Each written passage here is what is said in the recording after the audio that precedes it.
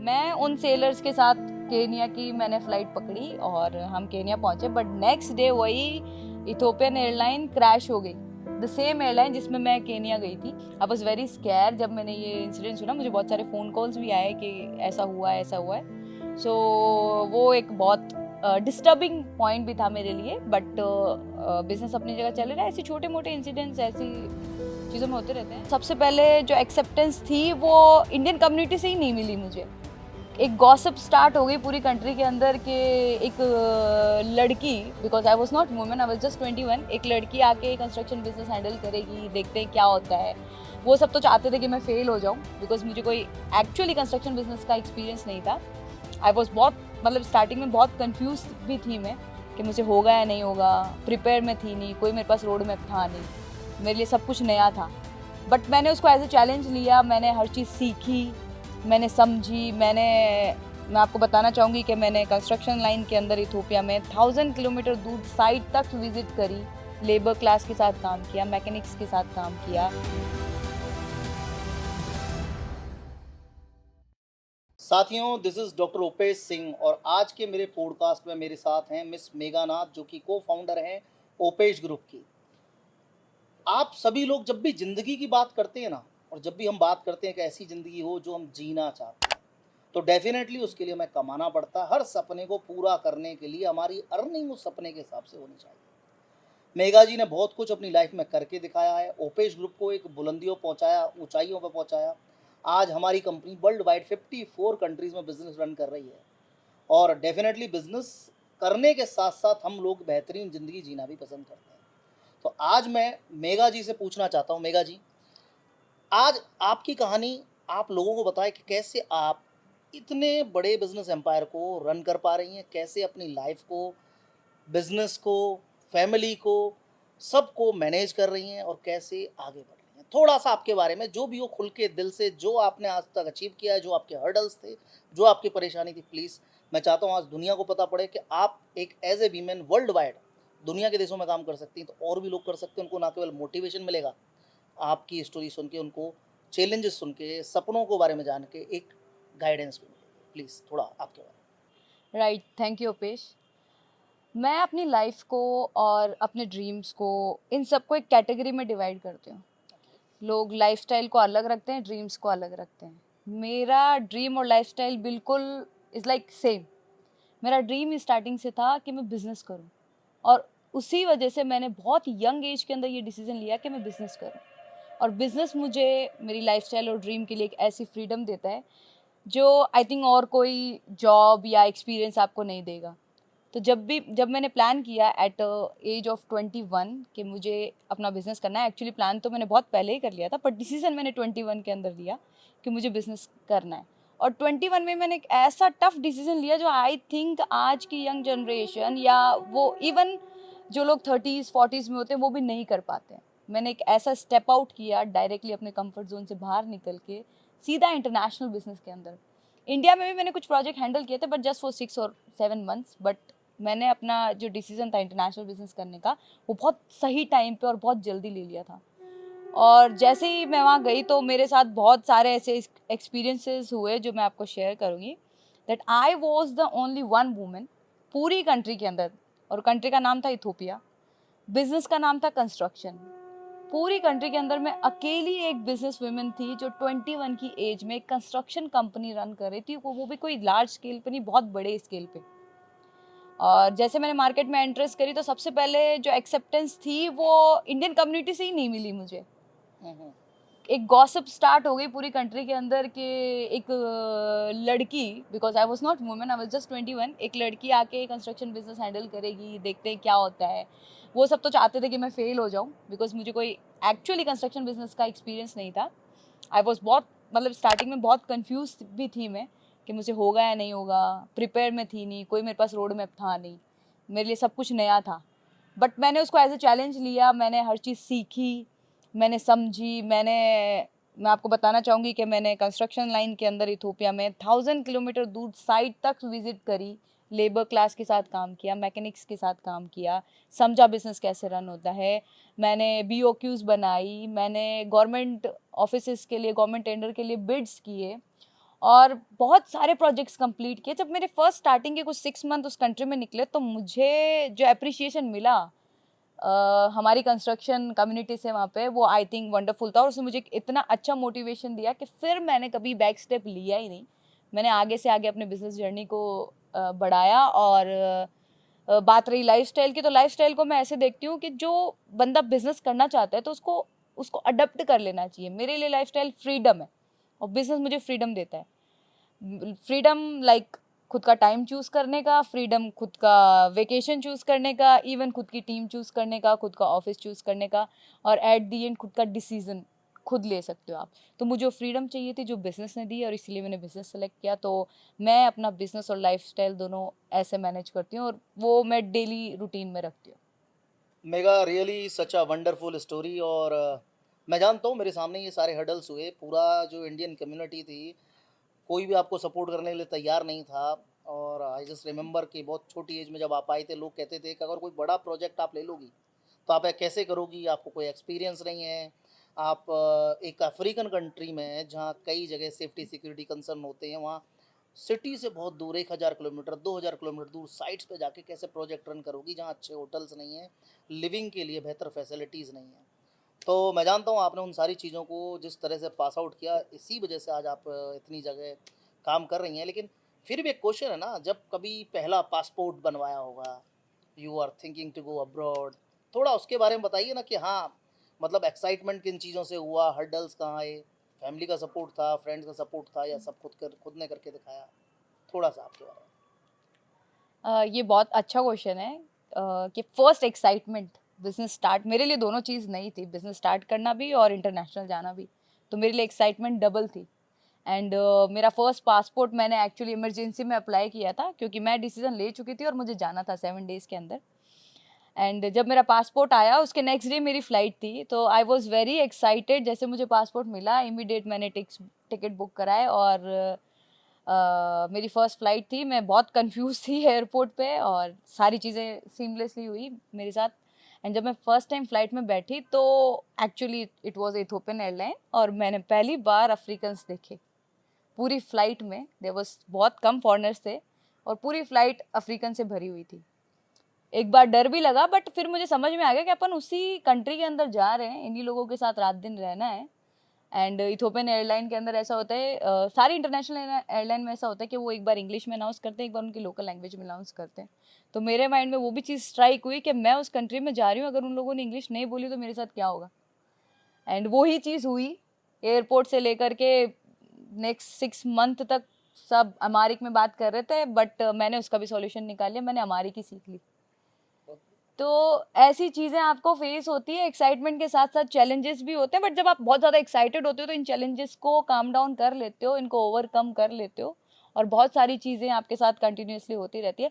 Actually मैं बोलना चाहती हूँ कि I was not lucky, but जो मेरा डिसीज़न लेने का और जो सोच थी कि हर चीज़ को एज अ चैलेंज अडप्ट करके आप आगे से आगे करते जाओ, तो वो सारी चीज़ें आपको सपोर्ट करती है। फैमिली का सपोर्ट बिल्कुल था।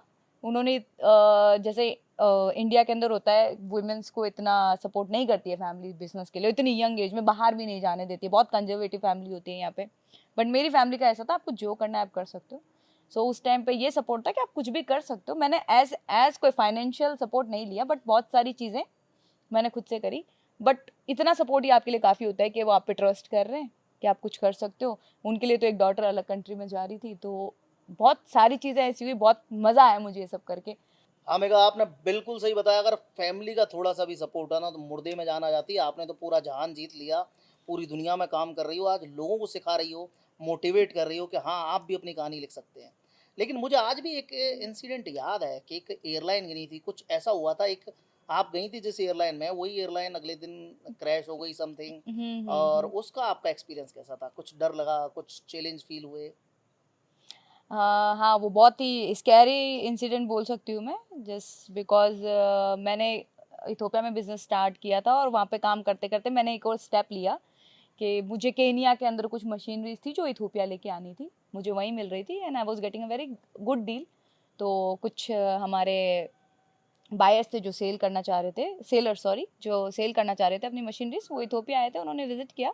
और उस टाइम पे आई थिंक आप भी वहीं थे, बट आपका किसी रीज़न की वजह से टिकट नहीं हो पाता, बहुत अर्जेंट काम था, आप 3 दिन बाद आने वाले थे।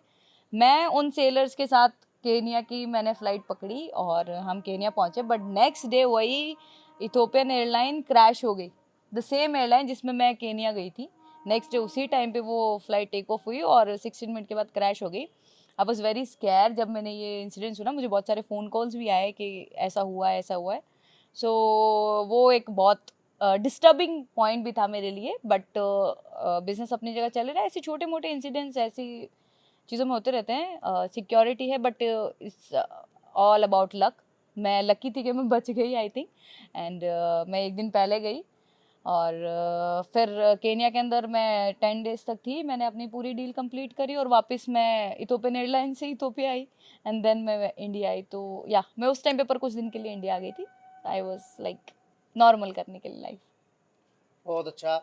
देखिए, ये एक इंसिडेंट ये बताता है कि छोटे मोटे हर्डल से ना आदमी को घबराना ही नहीं चाहिए, क्योंकि कई लोगों के लिए फ़्लाइट फोबिया हो जाता है, इंटरनेशनल बिजनेस है, अंदर प्रॉब्लम फीड हो जाती है, फिर आदमी नहीं कर पाता। तो आपने इसको बहुत अच्छी तरह से एक फ़नी वे में सॉर्ट आउट किया। देखिए, ये तो रही आपके चैलेंजेस की बात, वेल नोन आपकी स्टोरी है, सब लोग जानते हैं, और फ्यूचर में भी किसी और पॉडकास्ट में इसके ऊपर डिस्कस होगा। मैं बात करना चाहता हूँ कि जो आज के लोग हैं उनको इंटरनेशनल बिजनेस क्यों करना चाहिए? क्या उससे इतना प्रॉफिट होता है कि वो बेहतर लाइफस्टाइल मैनेज कर सकते हैं? आपकी क्या सलाह है लोगों के लिए कि उनको अपने लाइफ में क्या करना चाहिए?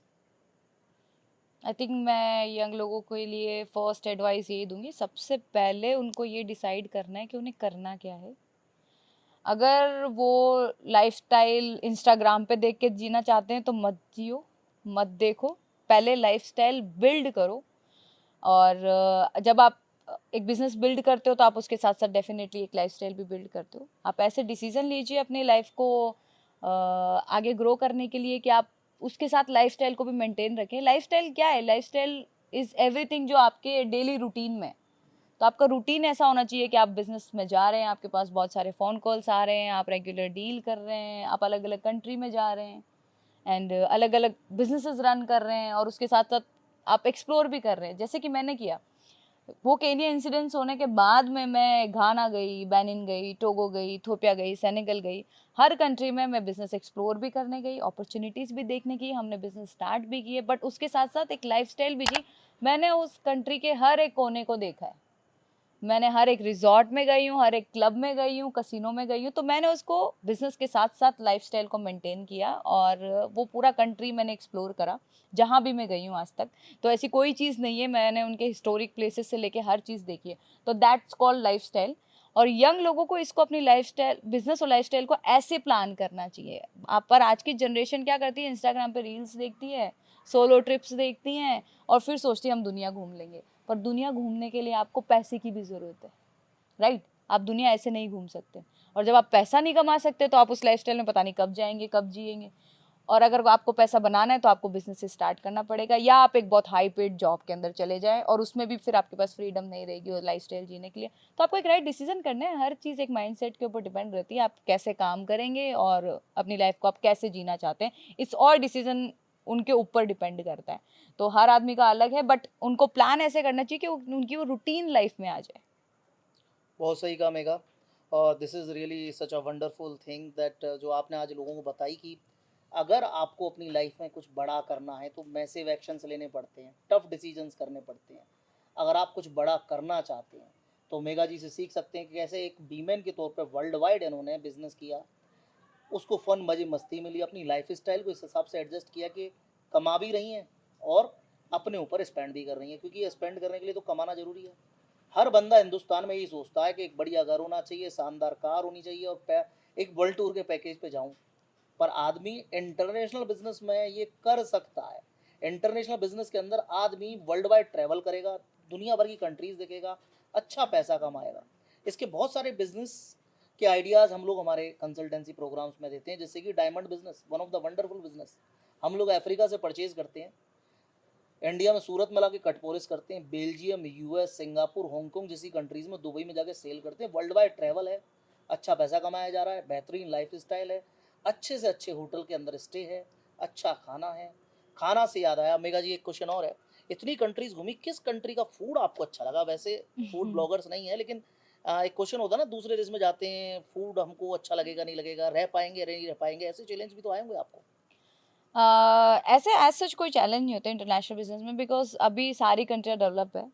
आपको हर तरीके का फूड हर कंट्री में मिल जाता है, आपको कॉन्टिनेंटल फूड मिल जाता है। इंडियंस ने इतनी ग्रोथ करी है, इंडियन रेस्टोरेंट हर कंट्री में मिल जाएगा, छोटे से छोटी, इवन सूडान जैसी कंट्री में भी आपको इंडियन रेस्टोरेंट मिल जाएंगे जहाँ कोई जाना पसंद नहीं करता। तो ऐसी कंट्री में भी आपको इंडियन रेस्टोरेंट मिल जाता है। अगर कोई बहुत ज़्यादा फोबिक है जिसको इंडियन फूड ही खाना है तो वो भी सर्वाइव कर सकता है। बट आपको डिफरेंट टेस्ट ट्राई करने चाहिए। आप अलग अलग कंट्री में गए हैं, आप उनके कल्चर को एक्सप्लोर कर रहे हैं, आप वहाँ काम करना चाहते हैं, तो आपको वहाँ के टेस्ट भी ट्राई करने चाहिए। मैंने सब करे, बट मेरा जो फेवरेट है वो इथोपियन फूड ही फेवरेट है, जो उनका लोकल फूड है, मुझे वो बहुत ज़्यादा पसंद है और मैंने वो बहुत ज़्यादा डेली रूटीन में खाया भी है, तो मुझे वो सबसे बेस्ट लगता है। वो बहुत हेल्दी भी है। मतलब आप इंजेरा सीरो की बात कर हाँ रहे हैं, हाँ राइट? हाँ। देखिए, ये तो था फूड के बारे में। स्पेशली आज के पॉडकास्ट में एक और मैं क्वेश्चन पूछना चाहता हूँ, और पॉडकास्ट बहुत बड़ा हो रहा है, ये लास्ट क्वेश्चन है। वीमेंस की सेफ्टी सिक्योरिटी, अगर कोई वीमेन इंटरनेशनल बिजनेस करना चाहती है, अफ्रीका की कुछ कंट्री सेफ हैं कि नहीं है, वर्ल्ड वाइड किसी अदर कंट्री में भी जाएं, तो सेफ्टी सिक्योरिटी या बिजनेस में अब्रॉड में भी वीमेंस हैं या नहीं है, क्या क्या है वहाँ? हाँ, ये बहुत प्यारा क्वेश्चन है, क्योंकि इस पे मैं आने भी वाली थी। हम हमेशा जब बिजनेस की बात करते हैं तो 90% मेंस वर्ड की बात करते हैं, बट अब जमाना चेंज हो रहा है, विमेंस भी बहुत बिजनेस में आगे आ रही है, स्पेशली इंडिया के अंदर भी। पर जब आप देखते हैं इंडिया के अंदर छोटे छोटे गांव से भी विमेंस काम कर रही हैं, छोटे मोटे बिजनेस रन कर रही है, उनकी स्टोरीज लाइव हो रही है, गवर्नमेंट उनको बहुत सपोर्ट कर रही है, पॉलिसीज़ दे रही हैं। और उसी स्केल पे, लार्ज स्केल पे भी इंडिया के अंदर बहुत सारे बिजनेसमैन हैं जिन्होंने अपनी कंपनीज को बहुत ग्रो करा है। तो वैसे ही जब आप इंटरनेशनल बिजनेस में जाते हैं तो वहाँ पे भी सेम कॉन्सेप्ट है, बहुत सारे बिजनेस वुमेन बाहर काम कर रही है, बट वो एक वेस्टर्न कल्चर है, वहाँ आपको विमेन सेफ्टी डबल मिलती है comparison to India, comparison to other countries. जब आप वेस्टर्न कल्चर में जाते हो तो आपको सेफ्टी मिलती है because they are broad minded. India के अंदर कल्चर कुछ 10 सालों में चेंज हो रहा है, वहाँ पे बहुत सालों से चेंज है। वहाँ पे हर बिजनेस के अंदर औरतें पहले से हैं, रेशो अपोजिट है, मेंस कम है, विमेंस ज़्यादा हैं टॉप पोस्ट के ऊपर। तो सेफ्टी सिक्योरिटी उनके कल्चर के अंदर है, वो विमेंस को ओपन माइंड से देखते हैं। इंडिया में वो थोड़ा सा अभी डेवलप हो रहा है, अभी नहीं है बहुत, इसी वजह से हम केसेस में सुनते हैं, पर बाहर के लोग उसको वैसे अडॉप्ट करते हैं। तो आपको वहाँ फ्यूल स्टेशन पे, होटल्स पे, बड़े बड़े बिजनेस रन करते हुए सारे शॉप्स पे, छोटी सी बेकरी से लेकर के बार में हर जगह विमेन से मिलेंगी। विमेन वेटर्स, विमेन होटल की owner, restaurant owner, fuel station पे police, traffic police, day night हर जगह आपको विमेंस मिलेगी। तो आप सेफ फील करते हैं, सिक्योरिटी बहुत है। It's always depend on you. Women's safety security को लेकर के उनको अपने बिजनेस की स्टार्टिंग प्लान नहीं करनी चाहिए, बिकॉज वो तो आप सेफ, अगर इंसिडेंट्स की बात करें तो अपने घर में भी नहीं होते कभी कभी। तो बिजनेस को ऐसे प्लान करना चाहिए जो आपके लिए बेटर लाइफ दे। सेफ्टी सिक्योरिटी आपके हाथ में होती है और बाकी तो हर चीज़ मैनेज हो सकती है। बहुत बढ़िया Mega ji, thank you very much. साथियों, आज जो मेगा जी ने बताया ना, ये बहुत सारी वीमेंस के लिए एक सक्सेस स्टोरी भी है, एक लाइफ स्टाइल के बारे में भी है, बेहतरीन बिजनेस स्टार्ट करने के बारे में है, और एक मोटिवेशन भी है। मैं आज के पॉडकास्ट को यहीं ख़त्म करना चाहता हूँ और आपको बताना चाहता हूँ कि अगले पॉडकास्ट में स्पेशली हम लोग आपको बताएंगे कैसे होगा डायमंड का बिजनेस, और वर्ल्ड में डायमंड बिजनेस के अंदर सबसे ज़्यादा वीमेंस क्यों है। आपको सरप्राइज होगा। सी यू सून, स्टे ट्यून्ड।